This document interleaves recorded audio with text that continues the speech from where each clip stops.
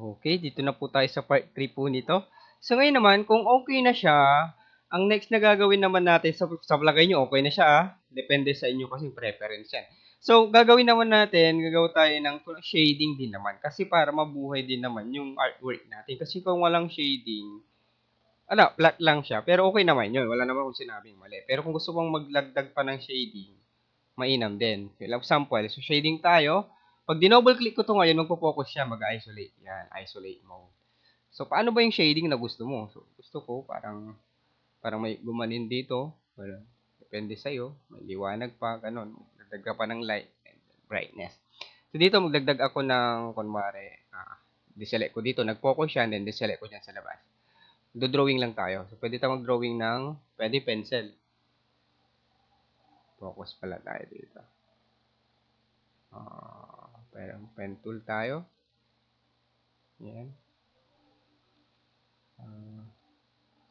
Pen tool tayo, pero yun. Ganun lang natin. Naka-stroke. Ayan. Ayan. Ayan.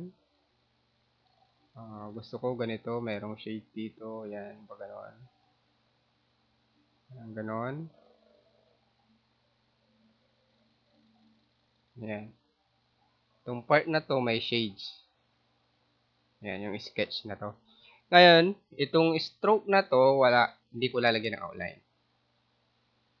Wala. Zero lang. Zero lang siya. Outline lang siya. Then next, select ko tong fill na to. Ito. Yung yellow. Ito na sila. And, i-divide ko silang. Ayan. Hanapin natin si Pathfinder. So, kailangan nakalabas palagi yan, si Pathfinder. So, kung wala siya, lagi nating hanapin sa window. And then, hanapin natin si Pathfinder. Ito na po yung shortcut. Ayan. Kung mahilig kayong mag-ano ng shortcut, pwede rin yun kasi mas mapapabilis. Pero kung mahilig kayo sa mano-mano, wala namang masama po doon. As long as magawa natin yung output. So, divide lang natin to. Pathfinder divide.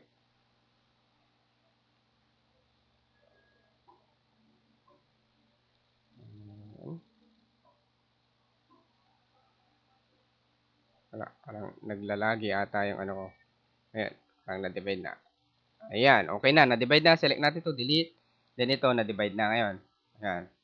So ngayon, ang next na gagawin natin dyan, pwedeng shade. So babagawin natin ng color. Double click mo dito.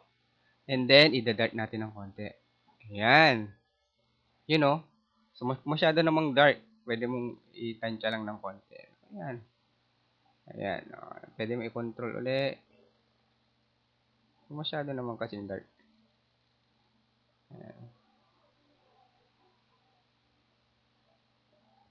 Ayan. Di ba? So, parang may shading siya na part dito. Kung gusto mo pang magkaroon ng light, double click mo lang uli yan. Ito, mag-focus ka naman dyan. Light. Drawing tayo ng light. Pen tool uli. Yan. Parang mag-aano tayo dito ng parang light. Yan. So, nag-drawing na ako as fill. So, pwede kong gawin siya as fill. Double click ko yan. Gusto ko naman parang light. Parang meron siyang nakaselect na tayo dito. Nagdalag lang. Ito, white. Ayan. So, white siya. So, ngayon, parang merong tayong light dyan, na effect. Depende, Pwede mo namang i-modify ito, Pwede kang control. Yan. Direct selection tool. Select mo to. Pwede mo i-control yan. Depende kung anong light source na gusto mo. Yung parang, ang tawag dito, parang merong highlights. Yan. Select mo to. And then, dito sa may opacity, pwedeng bawasan mo yan. Yung normal, pwede mo ilagay sa screen. Ayan. Screen parang pang-highlight natin. And then, ito, pwede natin siyang buwasan ng opacity. Yun, di ba? Parang may pagka-shades. Ito, pwede mong palitan din. Double click mo lang. Kunin ko muna itong pagka-yellow dito. Kasi parang dark siya ng konti. Ayan. Parang kunting-kunti lang na adjustment. Yan, di ba? Depende kung ano yung Ito, kunin ko yung niya, adjustment niya dito. Eyedropper. Yan. Yan. So, depende Depende sa kung ano yung gusto yung magiging Ganon din dito. Pwede mong gawin itong shades din dito. Double click. And then, pwedeng click mo dito sa labas. Try nga natin to mag-pencil tayo, guys. Ayan, mag-drawing tayo ngayon dito. Pag ano naman. Pwedeng freestyle kasi. Paano ba yung shading na gusto ko dito? Ayan. Ayan. Itong part na to. Ayan. Parang nagpi-freestyle ka nga lang eh. Pangit, parang ano, walang dating. Ganun ko ng konti. Ayan. Ayan. Then, select ko tong dila and then divide. Ako kasi divide. Tatlong dot. Pag hindi lumalabas sa Pathfinder, tatlong dot. And then, divide. Ayan. Oh, nakalimutan kong alisin ito. Ayan. Hindi, ito. Nakalimutan kong alisin ito. Yung ano niya. Yung, ulitin ko lang ah. Kasi nakalimutan ko po, nung dinivide ko, nakalimutan kong alisin yung ano. Diba yan? Alisin natin pala yung stroke. Yeah. Dapat wala. Parang invisible lang siya. Meron siya, pero invisible lang. Ayan. And then, select mo to. Ayan. And then, divide. Ayan. Kasi magkakaroon din kasi ng stroke eh. Ayan o. Pansin mo? So, wala. Ayan o. Nakaseparate na siya. So, ito ngayon, part na to, babaguhin ko yung kunal. Double click. Lalike ko ng konti. Tabi niya lang. Ayan. Dito. Ayan. O, di ba? O, magkaroon ng konting, ano, shades. And then, dito uli. Pasukan ko ulit ditong part. Pwedeng magkaroon pang ganun eh. Pencil uli. Click ko dito sa labas. Pencil. Shift X. Make sure na ano, naka-stroke ka. Walang kulay. Then pagan ng konti. Ayan. Ayan. Kung ano yung starting point mo, rin din yung ending point mo. Click mo to. Ayan. Oops. Click ko yung ano ko, ginawa ko kanina. Ito siya. Ayan. Oops. Direct selection tool tayo. Oops. Ayan. Select mo to. Ayan. Ulitin ko. Select to. Then, select ko to. Ayan. Ayan.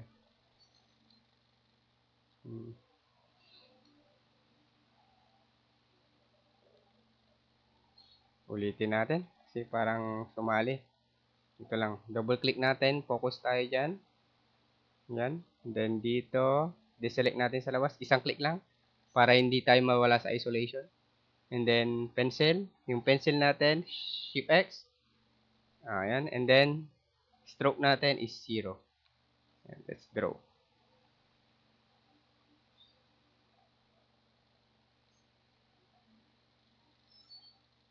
Okay.